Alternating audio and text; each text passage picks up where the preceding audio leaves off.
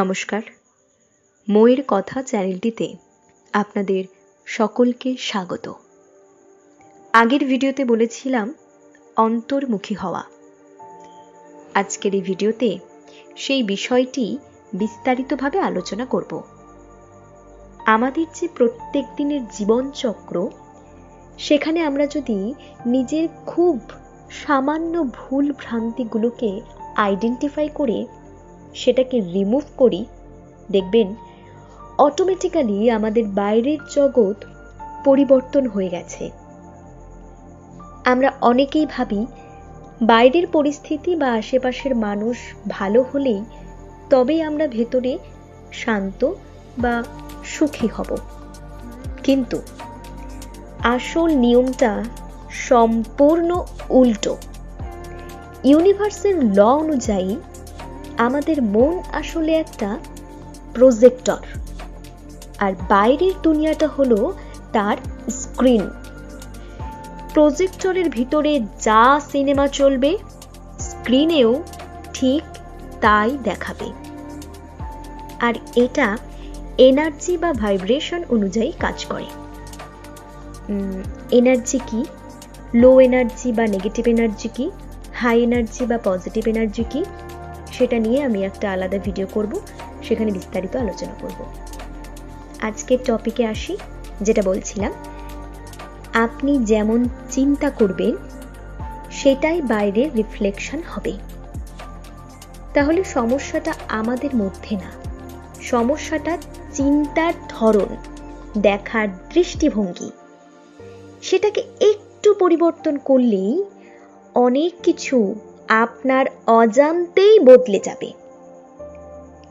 আমরা যখন ভেতর থেকে সারাক্ষণ ভয়, রাগ, কোনো কিছুর অভাব, বা কেউ আমায় ভালোবাসে না, বা আমার দ্বারা কিছুই হবে না, আমায় কেউ বোঝে না, বা কাউকে না বলতে পারাটা, মানে কাউকে যেন আমি না বলতে পারি না, এক্সেসিভ গিভিং এনার্জি দিতে থাকি, এই সব চিন্তা সাবকনসিয়াস মাইন্ড কিন্তু স্টোর করতে থাকে।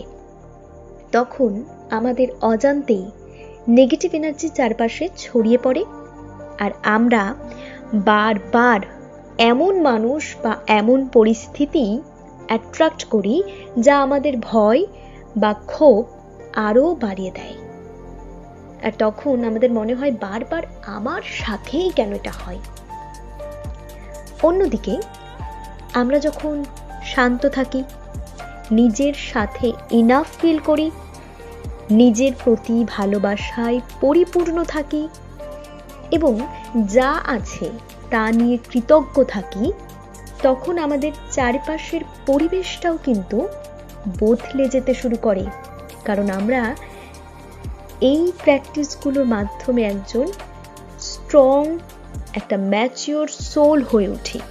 যখন সেলফ রেসপেক্ট বেড়ে যায়, আমরা সেলফ রেসপেক্ট করতে শিখি, কাকে কতটা এনার্জি দিতে হবে সেটা বুঝতে শিখি, কতটা বাউন্ডারি সেট করতে হবে, এবং নিজের সিদ্ধান্ত পরিষ্কার করে মেলে ধরতে শিখি অন্যের সামনে, তখন আমরা ভীষণ স্ট্রং হয়ে যাই। আর তখনই নেগেটিভ মানুষগুলো আমাদের লাইফ থেকে ধীরে ধীরে চলে যায়, আর পজিটিভ সুযোগ, পজিটিভ মানুষ, সেগুলো আস্তে আস্তে কিন্তু আমাদের সামনে চলে আসে। আর দেখবেন যখন আপনি নিজের উপরে কাজ করা শুরু করবেন, তখন কিন্তু আপনার চারপাশের সেই নেগেটিভ মানুষগুলো একটু একটু সরতে সরতে একদিন ভ্যানিশ হয়ে গেছে। আর যারা ভ্যানিশ হয়ে গেছে তারা কখনোই আপনার এনার্জির মানুষ নয়, তারা আপনার যোগ্য নয়, আপনার এনার্জির যোগ্য নয়। আর যারা আপনার এনার্জির যোগ্য, অটোমেটিক্যালি অ্যাট্রাক্ট করতে থাকবেন। তবে এখানে বলে রাখি, মানুষ দূরে থাকে মানেই যে সেই মানুষটা আপনার আপন নয়, এই ধারণাটা কিন্তু ভুল। এখানে সেই সব মানুষের কথা বলছি যারা শুধুমাত্র আপনাকে ব্যবহার করে, আপনার এনার্জি ফিট করে, আপনাকে মেন্টালি টর্চার করে, ভীষণ ম্যানিপুলেশন করে, ডমিনেন্ট নেচার যাদের, এইসব মানুষদের কথা বলছি।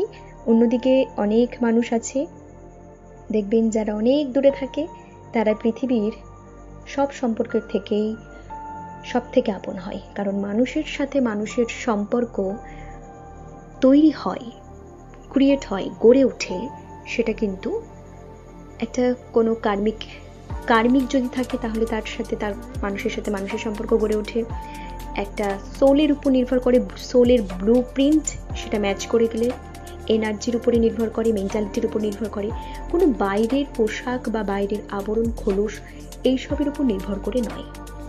আশা করি আমি বোঝাতে পেরেছি যে আমাদের অন্তর্মুখী হওয়াটা অত্যন্ত কেন প্রয়োজন। আমরা বাইরের দিকে না তাকিয়ে বাইরের মানুষকে চেঞ্জ না করার সিদ্ধান্ত নিয়ে আমরা যদি নিজেকে পরিবর্তন করতে থাকি তাহলে বাইরের জগৎ, বাইরের পরিবেশ আমাদের অজান্তেই কিন্তু পরিবর্তন হতে থাকবে। ভিডিওটি কেমন লাগলো কমেন্ট করে অবশ্যই জানাবেন। আর এই বিষয়ে যদি আরও কোনো প্রশ্ন থাকে, আরও কিছু জানার থাকে, অবশ্যই নির্দ্বিধায় কমেন্টে জানাতে পারেন। ভালো থাকবেন।